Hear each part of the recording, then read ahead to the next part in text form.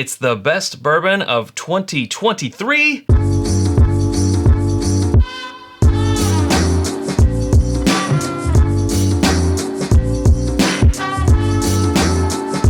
It's a big old list, Sarah. It's a big old list. I sure am excited to be here, Chad. Yes. So what we're going to do is we're going to get into our methodology. We're going to talk about the rules. We're going to talk about a little disclaimer, and then we're going to get into it.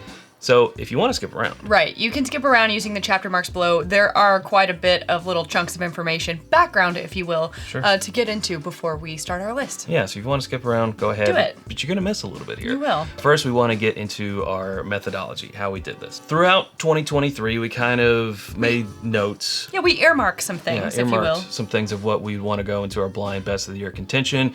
And once we solidified that list, we poured them all into little 2-ounce sample bottles. Yeah. They had the name of the whiskey as a sticker underneath the bottle, but it was just, they were just all in the exact same vessel. For this list, it's bourbons and finished bourbons only. We had 39 in this list this year, which is a record for us. That is a record. So when you put 39 unmarked, marked on the bottom, but unmarked to the eye bottles together and mix them all up, we have no idea what we're tasting when we're tasting it. So throughout the month of December, we would just grab a random bottle and then put a letter. So our first one that we grabbed, it was A. letter A.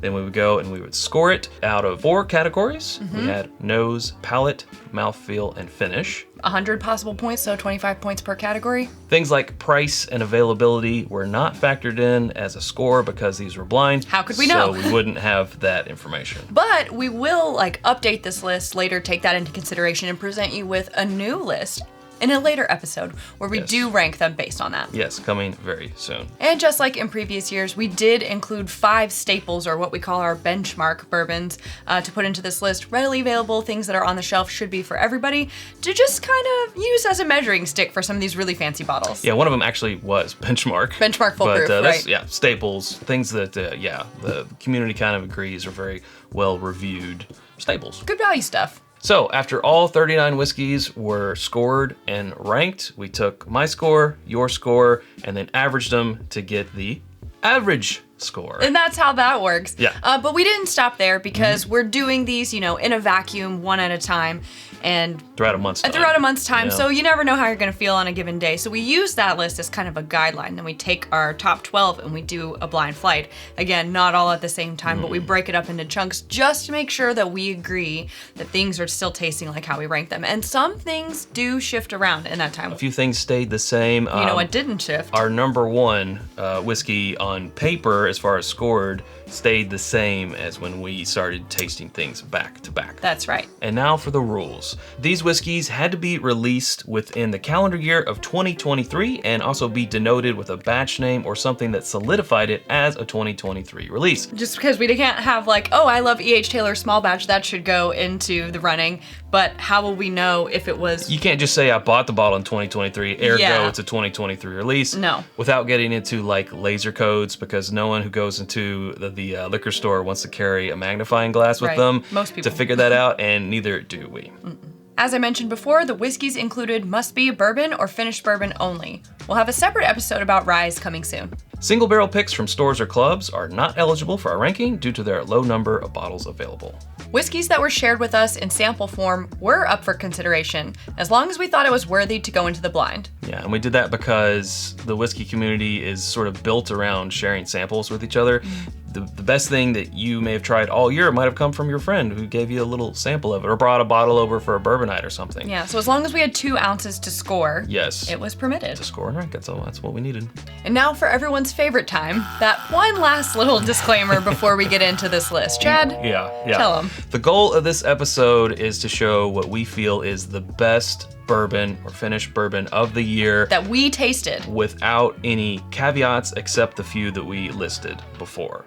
As we mentioned earlier, we will have an episode where price, availability, and secondary price are made into a scoreable element of it, and that will shift around Sure. our list, and we will have a different list Right. in a different episode coming out. But this That's not this list. is a by the book. This is the best or list of best bourbons and finished bourbons that we tried in the calendar year of 2023. So if that sounds triggering to you, then maybe wait for that other episode. Maybe, yeah. Because some of these things are going to be hard to find. Right, take that with a grain of salt as you go into this list. Some of you might be like, hey, why isn't this amazing thing that I tried on this list? Again, if we couldn't try it, then it can't make the list because we've never tasted it. Okay, well, to get started, we're going to do a little bit of an honorable mention and do numbers 15 through 11. Or what we call on the bubble.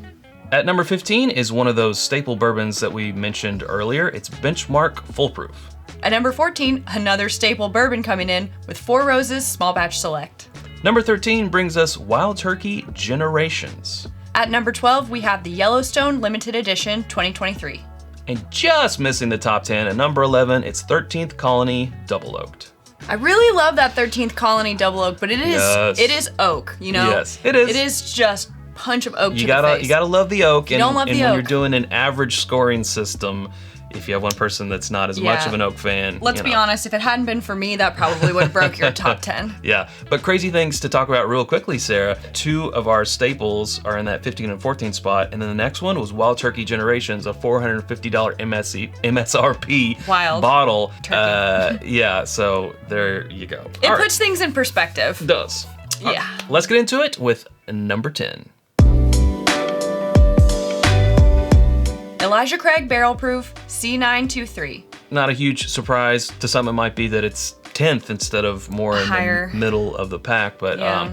do want to read you some of our tasty notes. Well, starting with the nose notes, I said floral, strong nose, honey, little herbal, cooking, cast iron skillet, and savory. Then for the palate, I said cherry oak, age, a little leather, tobacco leaf, bold, dark bitter chocolate. Sarah, I gave this one my score 93.25. I did enjoy. Yeah, it was very good. I said oak, like big red fruit, black forest cake on the nose, big bold oak, rich cinnamon, good mouthfeel, dark chocolate on the palate, and the finish was medium long to long with that big oak and some heat sticking around. And I really liked that one, especially my perspective kind of changed a little bit when we came back to the double check. I originally gave it a 91.5 as far as the score, but trying it against other things, it's like when people say in the comments, like, why would I buy this if I can just get an Elijah Craig Barrel Proof? And honestly, that's how I felt when we were trying them blind side by side. I'm like, but why would I pick this one when I can have that one? Exactly. It is very good, and I'm happy to see it come in at number 10. At number 9, Foregate Kelvin Collaboration number 5. Now this is one that, through its different releases, I think starting with us with number 2, has shown up in the top 10 regularly, or been close to it. Yeah, so right here in the number 9 spot. Not shocked to see it break the top 10. No, not at all. I said brown sugar and oak and leather and brown butter and tobacco leaf and lemon and warming age oak, again with the brown butter on the palate, fig jam, lemon, honey, and tea. I gave it a 94.25. Okay. Yeah. This is another one that for me, I initially scored it a little bit lower, but then upon the retaste, it was like, oh, this is really good. What was I thinking? I said it was kind of bright on the nose with some honey, lemon zest, and berries, and those notes kind of carrying through to the palate with a really great mouthfeel and like a nice gentle spice, a really good hug on the finish that was medium long, and just some lovely building heat. But I originally gave it a 90.5, but again, like I said, it really rose in my book. Yeah. At number 8, we have Russell's Reserve 13 Year. One that we would not have included, and we had written it off in our minds to not include it because we didn't have a bottle. Find a bottle until one of our friends, John Wadsworth, a patron, gave us a healthy sample of it. So we're able to evaluate it, say that it was good enough to go in, put it in blind, and then here it is at number 8. With number 8. This is one that a couple years ago when it first came out, it made it into our top 10, I believe, and then the next year we liked the new version even better. This one, we haven't tried it against any others, but man. Well, what I think that's really interesting about this one coming in at number 8 is in this blind best of contention, we've got some other very high dollar turkey products in there, such as the Wild Turkey Generations, which we know was on the bubble. And then we also have the Pride of Anderson County. That's right. Again, not an official Wild Turkey release, but their product. Yes. To see the Russell's Reserve 13, which is a lower MSRP, break the top 10. Even though it has gone up, it's still a lower MSRP. And secondary prices to be considered also, but it's notable. In the number 7 spot, Old Fitzgerald Spring Release 10 Year. Again, another one that's very familiar to breaking the top 10. Yes. Not this particular release, but we saw the Old Fitz 16 year do very well. I believe that was 2 years ago? Or last year? I know we had an Old Fitz last year in the top 10. In recent years. Yes. It's one that sometimes we think won't fare well just because of that 100 proof, that low 100 proof. The low proof. Yeah, but the wheated little softer profile, which some people love and we love too, but also we're suckers for a good ride bourbon as well. And looking at the notes, sometimes you can't even tell that it is a wheater because I said cinnamon on the nose, but I also said creamy, buttery, clove, oak, vanilla. I said caramel candy on the palate. For this one, I think it definitely came down to like the balance in the mouthfeel, because I said it had like a rich caramel, almost vintagey, with like a super rich coating mouthfeel. I mean, I wrote great mouthfeel several times with richness and viscosity. Like for this one, it is all about that mouthfeel and just that quality of character, not necessarily the proof. I'm happy to see it at number 7. And to have such a good mouthfeel at just that 100. Just that 100 proof. Just that 10 year. The watered down, 100 proof. To maintain that. To maintain it's pretty incredible. At number 6, E.H. Taylor Barrel Proof. Another one that it was the kindness of a friend that we were able to secure a bottle of this and taste it. And we haven't had an E.H. Taylor Barrel Proof maybe in a couple years. It's been a couple years. We may have had a sample last year. I can't. It's too hard to keep track of. But it's not consistent that we have it in every year. So I'm glad to have it back there. And it showed up at number 6. I'm looking to see if I gave the typical cherry you note. said plum, stone fruit, a little cherry, wow, cinnamon, oak, which are for us, I mean, that's a telltale sign of a Buffalo Trace product, but when you're doing it blind, you can't always tell. You said great mouthfeel. You said rich, caramely, dessert, gentle spice, buttery, chocolate, medium long finish, lingering spice. Yeah. I mean, just... You gave it a 95. I gave it a 93. I'm just a Scrooge when it comes to scoring these. I'm always like, I'm going to score 3 points lower than you. We don't talk until after we're done, so it just seems to come in that way that I'm initially a little more judgmental. Yeah. Before we get into the top 5, we do want to hit pause and tell you about our home on the internet. It's whiskyambitions.com. It's where you can get the cut crystal Glencairns that we're drinking from. Also the shirt and hat that I'm wearing, our water glasses, all of our drinking glasses, but also our hoodies and sweatshirts because it's cold out there now, bottle cut candles and more. It's always coming soon at whiskyambitions.com. And you can become a patron at patreon.com/itsbourbonnight and join our community for as little as $1 a month. And it is the generosity of patrons that helps make episodes like these possible. And as a way to give back, we give them exclusive access to barrel picks, opportunities to participate in those picks, after the episode exclusives, and more. And we'll be right back. Foregate Kelvin 60. Now this is the second Kelvin to make it in actually, yes, it is our second Kelvin. I meant to say our second Foregate. It's both of those things. But it's both of those things. There was 2 Kelvins put out this year from Foregate. We were going to only put one in, but because one was finished in just like secondary oak barrels, when we tasted them, they were different enough to, I think, warrant both of them going in.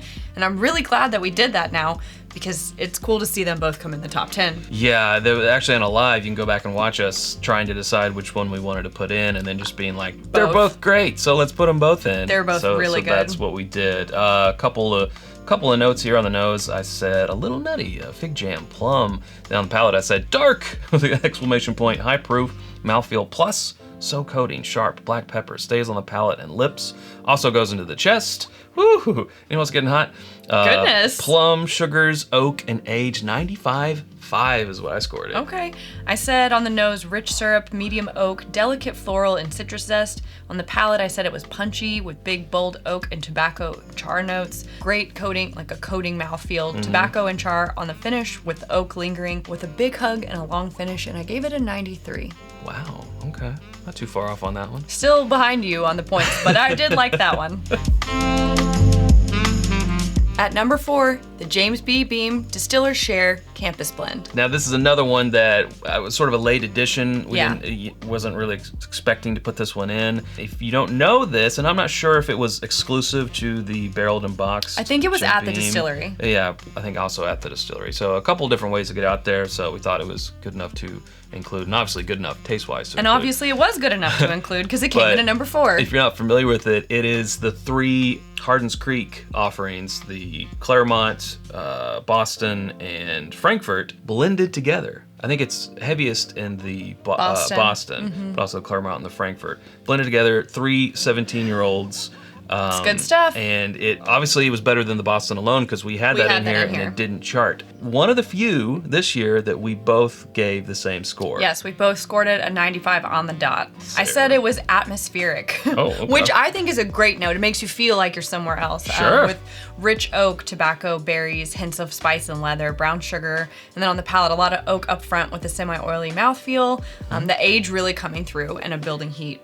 towards the finish. I think that really fits what I would expect from a 17-year. Yeah, I didn't have any notes that good, but I did say silky, nutty as a bean product after all. I did say leather-bound books.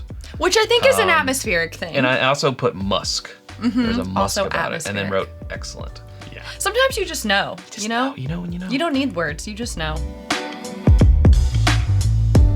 At number 3, Jack Daniel's 12-year. I'm personally really excited to see this one come in the top 5 because we were able to go down to the Jack Daniel's distillery for the first time and taste this upon product release as part of their behind the scenes. And that was just such a great day to see how, how the sausage is made, whatever. No, see how the bourbon's made. The Tennessee whiskey's made. Correction on all those fronts. Yeah. Oh, and some people might be saying, why is it in your bourbon list though? Ah, good point. Why is it? Basically is, and even the master distiller has said that, it is bourbon. It just goes one step farther by doing the Lincoln County process. So we're all just gonna not get into it in the comments here about they're gonna get into it. Feel free. You're not the comment police. That's right. I mean, I put wow, incredible oak notes, balanced sweetness and spice with delicate fruit, incredible finish, beautiful oak notes carrying through, medium long finish. The nose was just outdoorsy, and again, it's kind of that atmospheric, outdoorsy oak, pine, pepper. Yes. Very, very good. I gave it a 95. You gave it a 95.5. This is one I scored higher than you. Yeah, I really liked it. A rare one. Yeah. At number 2, the Eagle Rare 17-year. Now here's a surprise because we've been doing the BTAC collection review since 2020. So this is our fourth year? I don't know how years work. Fourth, yeah, I thought so. Our 4th year, and in previous years we haven't even put the Eagle Rare 17 in because we don't just put it all in just because it's BTAC. Right. We put in what we think the 2 to maybe 3 best of the 5 are.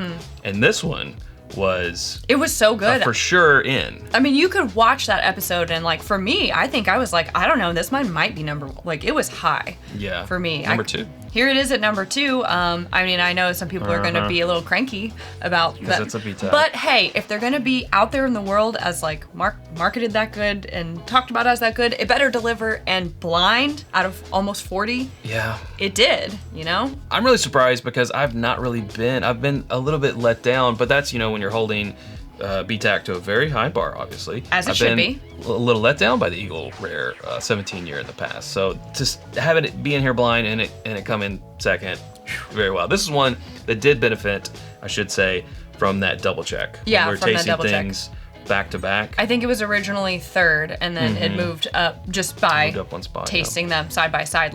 Again, having that Jack Daniel's 12-year on its own, and then scoring the Eagle Rare on its own. But when you try them side by side, it really... It's the fight effect. But it wasn't enough to dethrone what is in the number 1 spot. It was not. No, nothing could dethrone the number 1 spot. Blind scoring or double check. It had it clenched from the beginning. Clenched from the beginning. So without any further ado, the best bourbon of the year.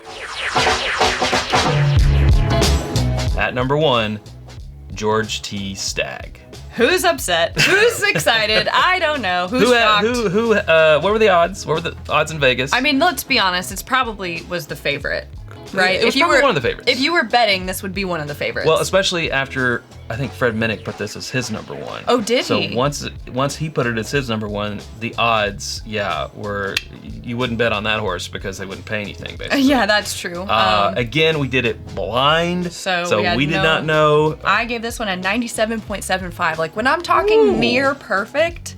I gave it a 96.25, but that was my highest score of the 39. This was by far my highest score. Yeah, let's just read some notes here. I said berries, bordering on savory, a dark rum, wood sugars, molasses, and then once I got a taste of it, I said mouthfeel! Exclamation point. Stone fruit cherry, oak, clove, pepper, plum, molasses, good heat, little cinnamon on the finish, exceptional! Exclamation point. Exclamation There we point. go.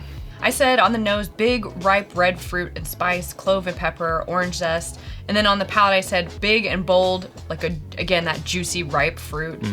Almost bordering on wine, but I think it's that like berries and plums and figs, that type of thing. Dessert, exceptional mouthfeel, finish. Wow. Wow. The oak comes in and ties it all together with a nice bow. That's what I wrote. And it had an excellent hug. Yeah, I really did feel like the finish was like the cherry on top of this one. I mean, again, people will gripe and be like, well, do you know how much this is on a secondary? And good luck ever finding one. But if you have the opportunity, say it's your birthday, your anniversary, your whatever, and you're at a bar and you want to treat yourself to a special pour and they've got this. The 2023 Georgie Sack. I hope that this ranking would help you feel comfortable and being like, you know what? I will treat myself to one of those. And that you enjoy it. Now, talking about the MSRP and then also that secondary price, that, as we said earlier, is going to be a category that we are going to include as a 5th ranking point. So everything will get adjusted down respectively. And then the secondary on this will hurt. That'll become a lower score. Sure. And it will shuffle down. We thought that this would be a great way to kind of rearrange things to, because people after last year are like, what about your top 10 available?